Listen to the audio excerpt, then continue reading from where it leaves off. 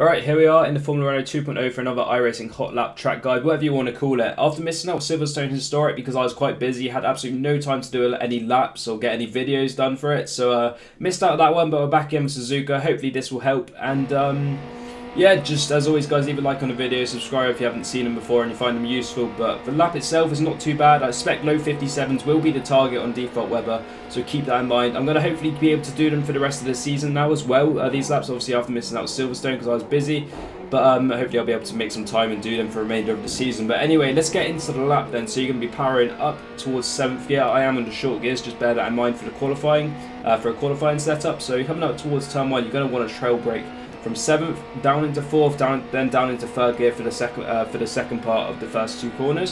So you're going to brake just as you begin to turn in. Going to brake about halfway, then gradually keep the brake on to get the front end of the car turned in. Going to be shifting, as I say, from 7th down to 3rd. Take a late gear shift to 3rd because it helps the front finally bite. You're going to be running quite high downforce here anyway, so that does definitely help the turn in of the car.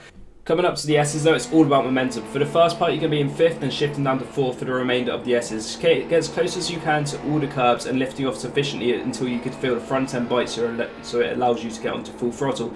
The S's itself is very tricky. It's all about throttle control here and allowing the front end to bite when you've taken off the throttle just enough to get the front end dialed into the corner. Through Dunlop, the aim is to get a really good run off the final bit of the S's to be flat out on the way up towards the Degners. For Degners, you're going to be braking just about the 50 metre mark, shifting from 6th down into 5th. You see I lose a bit of time. I had to take 2 bites at the turn-in, so I didn't run over the curb on the inside too much. For the second part, don't brake on the curb on the outside because you do usually lock up and lose a lot of time by doing that. Shift it down to 3rd, get as close as you can to the apex on the inside and run it quite nicely wide, but don't run over the curb too much as you can bottom out. For the hairpin of turn 11, you're going to be braking just at the end of the curb on the right hand side, shifting from 5th down to 3rd, then a late gear shift to 2nd as it helps to get the rear tied into the corner. Don't shift down to 1st, it loses you time is what I found here. You're going to be powering out just as much as you can, even if there's a little bit of wheel spin, you can just keep it full throttle and get the car as straight as you can and get onto a good run down towards Spoon. Spoon's a very tricky corner on the track. There is no real braking point, so you use a bit of concrete on the right hand side that you'll see. You're going to be up in 6th, maybe even 7th gear depending on if you decided to shift upwards. So brake just after the end of the concrete on the right. Gradually trail the brake in very gradually, shifting down to 4th and 3rd for the final part. It's a very weird corner since it's off camber. Can run over the curb on the right hand side, but be careful it doesn't latch you onto it. So you want to be shifting to 3rd for the final part to get that extra bit of turn in you need. Then just keep the throttle planted on the exit. You see I got a bit of oversteer on the exit, which does lose me a little bit of time, but keeping the throttle in, you're able to in this car because it doesn't get too loose on the exit of the corner, which is quite lucky. But yeah, Spoon's very difficult. It's all about trail braking it in nicely, getting a late gear shift to get the front end biting nicely for the final part of the corner on the off cambered bit. Coming up to the final part of the track, which is going to be the Casio Triangle.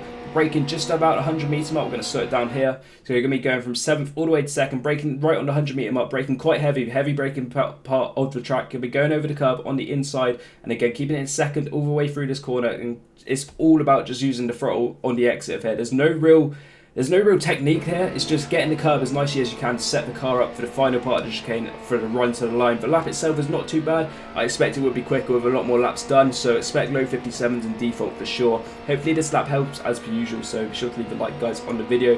Gonna have the full lap coming up in a second, but yeah, as I say, sorry for not doing Silverstone. Wasn't able to get any laps done because it was WCS. I was busy with work and everything, but yeah, hopefully gonna have these for the rest of the season. So see you next week. I'm not even sure what track it is after Suzuka, but yeah, hopefully Suzuka's good, and hopefully this helps as usual. The setup will be available on the Apex forum on Sunday as well, so I will hopefully see you guys there or whenever. But yeah, video is done. See you guys later.